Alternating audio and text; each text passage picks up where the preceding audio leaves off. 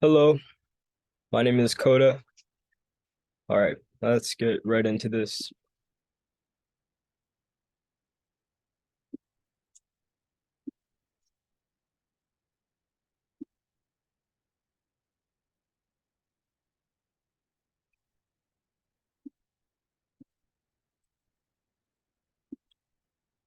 For those of you who know me, you know that I just graduated from Castle High School not even a couple years ago. I think it was 1 year ago.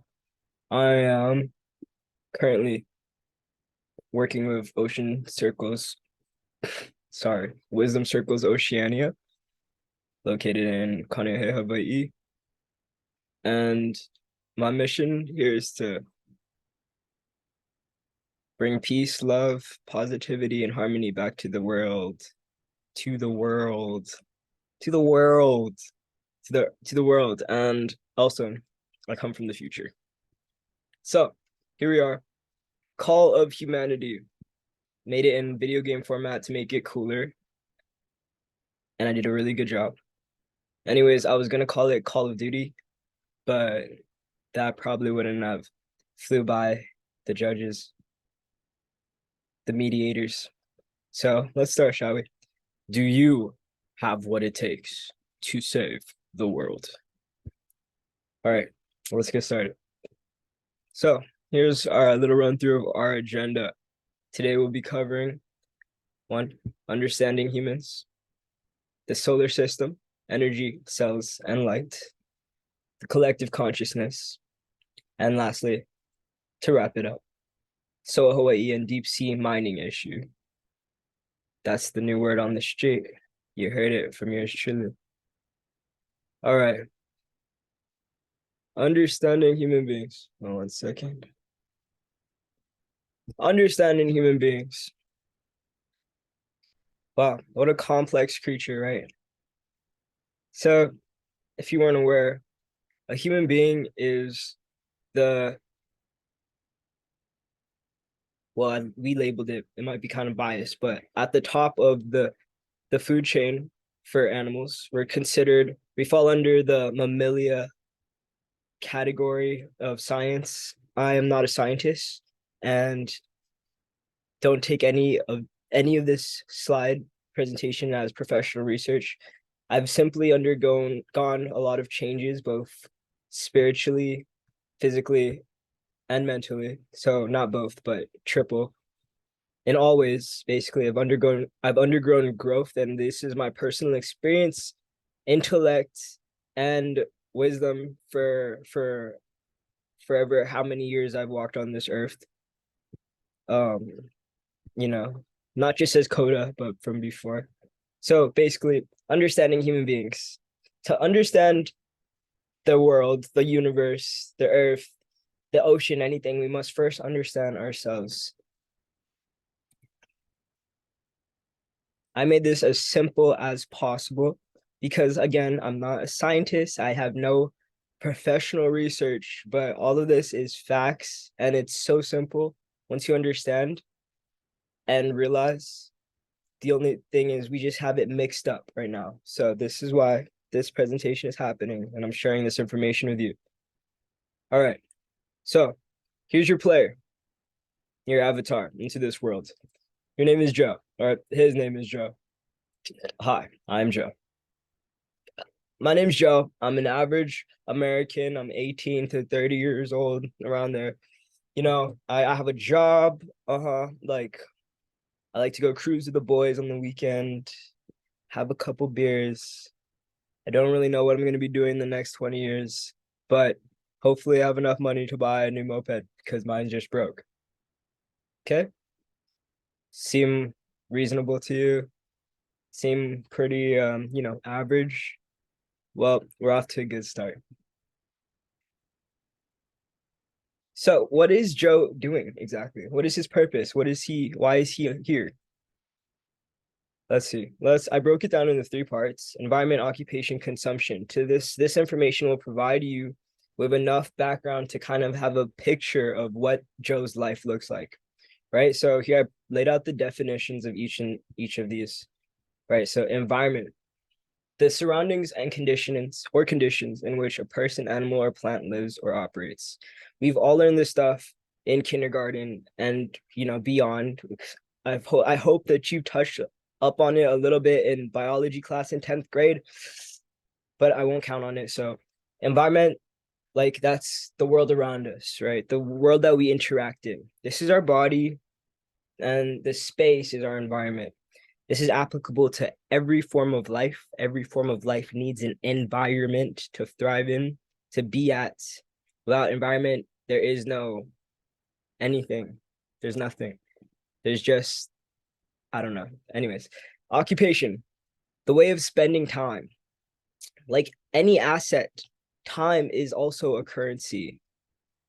Just like money, time is valuable. The only thing about time is that you will always go forward with time, but never back. With money, you can go both ways. Money comes and goes. You can have money, you can lose money, right? It's always going to come back. But with time, it's so valuable and precious and intricate because with time, you change and you don't have that moment back ever again. So occupation, time, right? Consumption. Let's move on. Consumption. The using up of a resource, So this is like exactly what it is. The using up of a resource, the take. What am I taking from my environment? All right. So Joe, his environment is stressful. He's surrounded by, he works at XYZ pens and paper store, and he does a lot of office work. He's on his desk all day, hunched over on his laptop, just writing emails all day, and his boss is yelling at him to go faster because he wants to clock out early. Ring a bell? I hope not. Anyways, now this can be applicable to all types of lifestyles, and I am not condemning any lifestyle or judging anything, saying that it's wrong to live this way. You are free to live however you would like, but Joe is living this kind of life and he hates it, right? He has low energy. By the time he gets home, all he does is go home, play video games, eat junk food, and smoke and drink to take away the pain, because his occupation, the way he's spending his time, is more detrimental to his overall being than beneficial. And you see where I'm going with this? So, referring back to the Maslow's hierarchy of needs, something that everybody knows, right? At the base is physiological needs. We need to survive. Food, water, shelter, air, family, friends, love, basically, right? You need that to thrive and be a healthy human and be able to prosper. So let's see, Joe's getting all of this, but the only way he can get this is through his 9-to-5 job, which keeps him feeling stressed, scared, angry, frustrated, and so forth. He is depleting his energy. He is spending his time on things that don't really matter to him, and therefore well, we'll get into that. So that's a little bit about Joe, right? Now you know a little bit about how he lives. Oh, what's this? Psst. Hey, human, over here. Oh, well, would you look at that? There seems to be a little branch waving to me. Let's check this out. Hello, Mr. Tree. Let's talk about photosynthesis. All right, you heard him. We're going to talk about photosynthesis now. What is the plant doing? Photosynthesis. Photo, which means light. What do you take pictures with? A camera. And what does that do? It captures light and turns light into an image. A photo, right? A photo. And synthesis, which means to put together, synthesize, mix, right?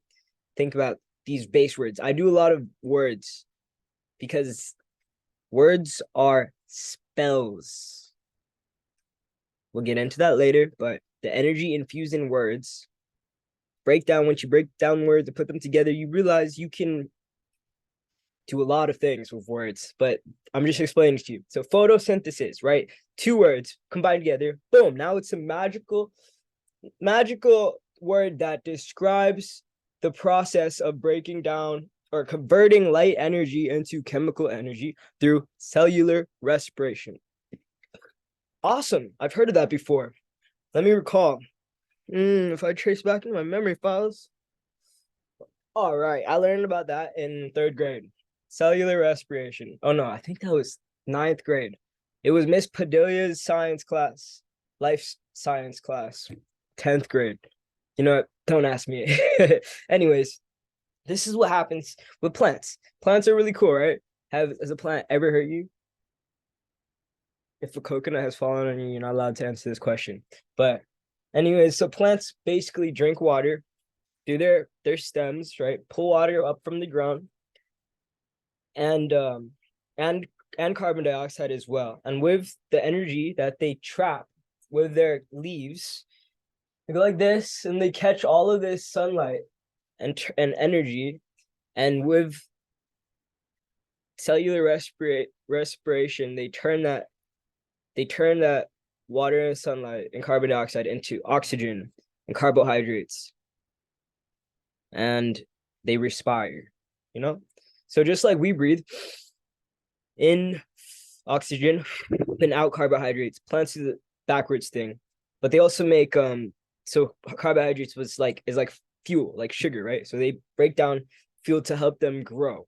And that's the only thing they do. They don't digest animals. I mean, some plants do, but for the most part, they don't. They just take straight source energy, that big ball of light in the sky, and they transmute that sunlight and turn it into what they need to survive. So plants are simple creatures. And what do? They just keep going and keep growing. Plants never go backwards unless they die, which is usually humans' fault. But for the most part, they keep growing. So back to Joe. What the hell is Joe doing? Let's have a deeper look or a closer look into his environment. Like I said, Joe is in an office or classroom. If he's in an office or classroom, he's most likely disconnected from nature. He's in a building, right? That's already disconnecting you from nature. There is cement under the ground, and that's disconnecting you from nature. There's shoes on your feet, that's disconnecting you from nature. Your whole body is entrapped, enclosed physically.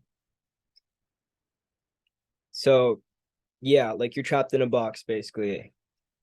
Or Joe is. Occupation, what does he do? Well, my friend Joe does exactly what the boss tells him to do. He raises his hand when he needs to use the bathroom. He does his work, goes home, pays the bills, feeds the dogs, drinks alcohol, and feels bad for himself because he's super depressed and he has to work a 9-to-5 job, 40 hours a week for the rest of his life. Dang, mean. Well, I'd feel the same way, you know? Consumption. What does his consumption look like? What is he inputting into his body? Well, because he has very little time to spend for himself or motivation because of his depressing job, Joe resorts to fast food restaurants. They're so convenient and easy and tasty. They're also full of MSGs, saturated fats, trans fats, sugars, high fructose corn syrup, like basically oil and sludge for your body. All right, there's not that much light in these types of foods because of how processed and manufactured they are for supply reasons. Anyways, Joe is also consuming alcohol, nicotine, vaping, some these small things that promote instant gratification, because Joe is obviously not being fulfilled in this major part of his life, right? His occupation and his environment. So he needs to find dopamine somewhere else. And how does he do that? Well, like any reasonable person would do, right? Reasonable human would do, right? Your limbic brain, your survival brain, is always going to reach for the things that make you feel better, to make you live another day. So the easiest things, right? Fast food, alcohol, nicotine, pornography, limiting beliefs about himself and his potential. This is a very important one because a lot of times, even though we're told that college and jobs will get us to where we want to go, they do the opposite. Instead of giving us a foundation to build the lives we want, we're stuck living for somebody else's dream under their commands, rules, regulations. And we basically allow somebody to tell us what we can and can't do for however long, for as long as we let it happen, really. That's just a funny gif.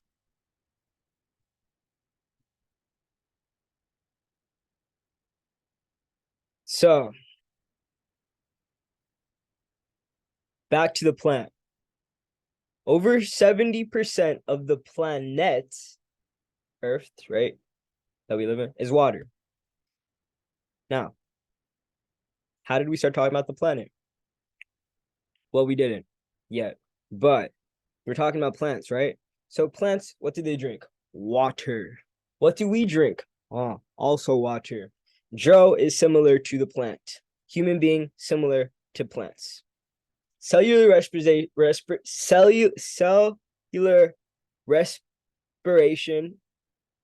and photosynthesis is a very similar process. It's breaking down materials, turning it into new materials for fuel. Okay, so now we know 70% of the planet is water. Joe is 50 to 70% water. The ocean, the Earth, also just so happens to be covered in 70% of water. So without water, what does Earth look like? Any idea? All right, dead. No life. Okay, without life, without water, there is no life. And without life, there is no Joe. So plant is similar to planet. And also, here we go, the words again. The word planet would be the same as plant if it had no E. Just to give you another retrospection of how closely we are related, does this mean that Joe, plants, and planet are somehow elaborately connected to one another? Well, my friend, that's a very good question. Now, we shall go dive deep into solar system stuff. Yes. The answer to that question is yes. And the stars are supposed to shine, if you know what I mean. We are a product. Okay, let me show you. We are a product of our environment. Man does not own Earth. Man does not own Earth or own land. Man is merely a product of the Earth. Okay? We function in symbiosis. Symbiosis, meaning working together with all things living and all things dying too. But we're going to focus on living. So this picture kind of describes a little bit of what this is. I'm trying to slowly convey to you. We are of the earth, not separate from it. Back to a fundamental book everybody knows. Now, I take no religious stance on this, but the Bible says that man is brought up from dust, right? From dirt, okay? So in the book of creation, man is brought up from dirt. If we go to look at ancient Hawaiian ancestry, mythology, and tradition, they speak of the kalo plant, which is like a potato that grows in the ground, and it has connection to a story about the gods and the creation of humans. basically the kalo was once an unborn human, and that's representation of birth and the connection to the soil. Okay, so this is just a few examples of how we are a product of our environment, and it says so in ancient civilizations, ancient books, foundational belief systems, right? Belief systems that were here before any of this technology BS, before all of these colonization people, like all of everything that they taught you in school, this is what they didn't teach you. Or they kind of did, but they didn't put it together like this. Anyways, this is what DNA looks like. Here's an up close image, not demonstration, but a model of the triple helix swirl, or the the DNA module, right? And this just shows that little spiral, that spiral of information. Okay, now this is crazy, but a human being has so much DNA in their body. It's if we were to convert it into a number that a computer could digest, it would be looking like, don't quote me on this, but like 100 terabytes or something like that. Maybe even more, maybe like 1,000,000 terabytes. There's an exact quote on that. But anyways, it's just a really big number. You feel me? Like, it's so big that every single piece of information from the whole entire universe, time, space, paradigm is concealed in it, within our DNA, in one human body alone. Don't ask me, ask the scientist. Anyways, the tree and everything from the smallest to the largest is connected in some way. And that is my point here. Because as we explore this deeper and deeper, we learn and we observe that this helix swirl model is evident in every single form of life and basically reality alone. The tree of life next. So the tree of life. Here's the example of this, even at a smaller level. The tree of life, the fundamental shape that exists within all creation and reality. This shape, my friend, is literally like, it's so simple. This is not magic. This is literally like a magnifying glass and the zoom out button. It's just going in and out, okay? It's just zooming in and out, looking at things from different perspectives, right? Okay, so the tree of life is a shape.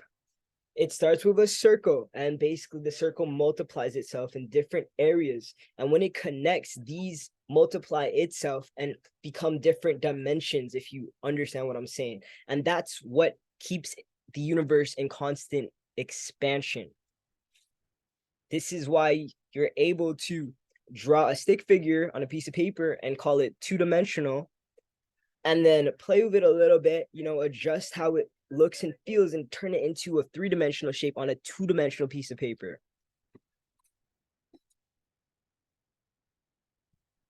Take a breath. You're doing great. Remember? Come on, Joe. This has to resonate at some level. Listen, back to the helix swirl. You see all these swirls and spirals that we see in everyday life. This is a sunflower. This is a type of plant. This is a shell. This is a galaxy. And this is some sort of algorithm that I'm not too familiar with. But all of these, this is the helix swirl. There we go again. All of these are proof that this swirl, this model, this shape is evident in every single aspect of life, no matter what it is. And this shows the comparison between the smallest thing, a flower, and the whole galaxy. Isn't that insane? Like, it just, yeah. Anyways, this has to resonate at some level. Also, this picture right here is the new scientific heliocentric model. That's not what I meant to say. So the science began with the geocentric model, right? Earth was in the middle and everything spun around it. And then a few hundred years later, they're like, nah, man, it's actually a heliocentric model, which means the sun is actually in the middle of the universe. And all the planets in our solar system are orbiting around it in a circle, a plane. And then we're like, oh, no, because of space-time, and this makes so much sense if you have the openness to comprehend it and the intellect, but mostly just openness, because we already know this. Everybody knows this. I'm no different from you. You're no different from me. It's about remembering. We are this. Okay? This is what makes us up. There's no way we could possibly be separated from it. Okay, so this is the new model that scientists have been talking about for a couple years now. The sun is flying through space, and the planets, yes, are circulating around it, but the sun is also zooming through space, right? So it's not in a complete circle like that. Like, it's not just like in a two-dimensional circle like that. It's actually the whole spiral thing. It's a whole tube, because look, this is how time is. It's moment by moment by moment. It's moment by moment by moment by moment by moment by moment. And it's these little images that put each other together, right? To make that movie, or to make that story. It's page after page after page. It's this. Look, it's this. It's that. That's what time is. And that's what we're experiencing. So that's the universe. That's our solar system. I'm getting very excited. This is my first time presenting this, so leave me alone. All right, Joe. Okay, well, Joe listened to me talk and decided he wanted to take it up on himself to really change things for the better. So what is my friend Joe doing now? All right, let's see. Let's take a look at his environment. Wow, beautiful. Bamboo forest of Kauai. He's working in a remote island by himself because he got fed up with Oahu. He said there's too many tourists here. He's like, I just want to get away, get back into nature, connect with Mother Earth, and find myself. He lives in the bamboo forest of Kauai now, surrounded by nature, fresh air, fresh ocean, fresh sunlight every single day. It's a necessity. Okay? Occupation, free. He's free to do whatever he wants. All right? Whatever he is naturally called to do. Does this mean he's lazy and he doesn't want to do anything? No, absolutely not. Joe is a motivated, highly ambitious individual that is concerned about the well-being of the planet and the collective consciousness. And because he has left his 9-to-5 job and sought after better ways to make him an income that fits his own mission and purpose, he has taken control back into his life. And now he's able to serve and support life. He's not just taking from life anymore. He's not just taking from the world. He's not just consuming, sitting in his home, playing his video games, eating pizza and stuff, and never giving the love back. No, he doesn't have any love to give. He doesn't love his job. He's not producing any natural dopamine. How is he supposed to give back to the world, right? If he's being robbed from his life source, creativity. I hope that makes sense. Anyways, consumptions. Oh, consumption. Now Joe is consuming whole organic foods, right? This is the best source of nutrients because this is what we are supposed to eat, okay? I'm not body shaming anybody, not food shaming anybody, just letting you know. I have 10 minutes. Okay, I'm just letting you know that when you eat whole organic foods, which means straight out of the ground, foods that's not touched by MSGs or whatever, it's just like an apple straight from a tree. This apple came from a plant, a tree that did photosynthesis, which means it took water and carbon dioxide and sunlight and turned it into carbohydrates, turned it into your apple. That's amazing. That's phenomenal. It took light and it transmuted it and turned it into something physical. Now do you see where I'm headed? So when you're eating a lot of these whole nutritious foods, nutrient-rich, high alkaline fruits and herbs, okay, you're putting light into your body. Nutrients, it comes from the Latin word nutre, and that means to nourish, to provide for, and something else. But the basically eating is the process of breaking down light, or breaking down light and transmuting light, right? So sorry, it's hard to explain, but enlightenment, if you're searching enlightenment, then it would be wise to seek foods and nutrients that bring the life out of you and back into the world, you know? See, okay, he's consuming, he's not only consuming whole organic foods, but he's also consuming new and exciting information about the universe. Now he's excited and eager to learn more about this universe that is always constantly expanding, and you can never completely learn completely because nobody knows, you know? We're just learning as we go. And that's the best part about being a human. See, but Joe would never be able to see that if he was still stuck in his way. Look at how much brighter he's shining now. You see? Now you see what I'm talking about with the star thing? I'm going to make this presentation so much better. Don't you worry, guys. I have 7 minutes. Let's get to the point.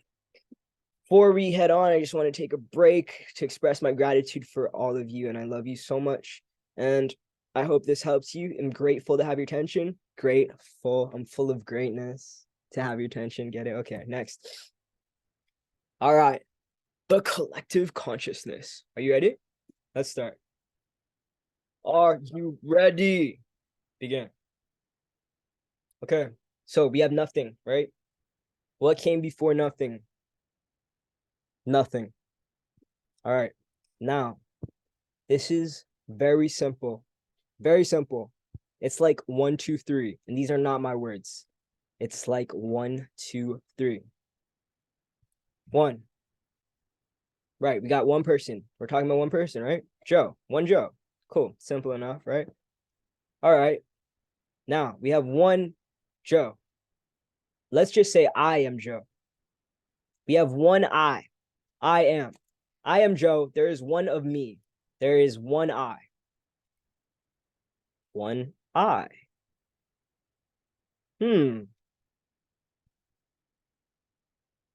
All right. Well, that was kind of weird. Now, let's talk about the Earth. There is one Earth. In our whole solar system, there is one planet, one, that can sustain life. Not only life, but every beautiful, intricate thing that we know to man, including ourselves. Okay, cool enough. But what's better than one? 2. You're right. 2. Now, you're probably like, KODA, why is there 2 purple cats on the screen now? This is making no sense. I knew you were crazy. Hold on. If you don't like the cats, I get it. Some people aren't cat people. Here. Better? So now we have 2, or polarity, duality. 2 things that are opposite in nature, because out of that one thing, now you have 2, and these have to be opposite because you can't have 2 without breaking apart the one first, right? So now we have this symbol, yin and yang, male and female, light and dark. This is just a symbol. This symbolizes so much, everything, because there's 2 now. There's not 2 Joes, but there was one Joe, and now there is Joe and Josephine. Start. What do you mean? We just got so far. Why are we just going to start again? We only made it to number 2. Well, sir.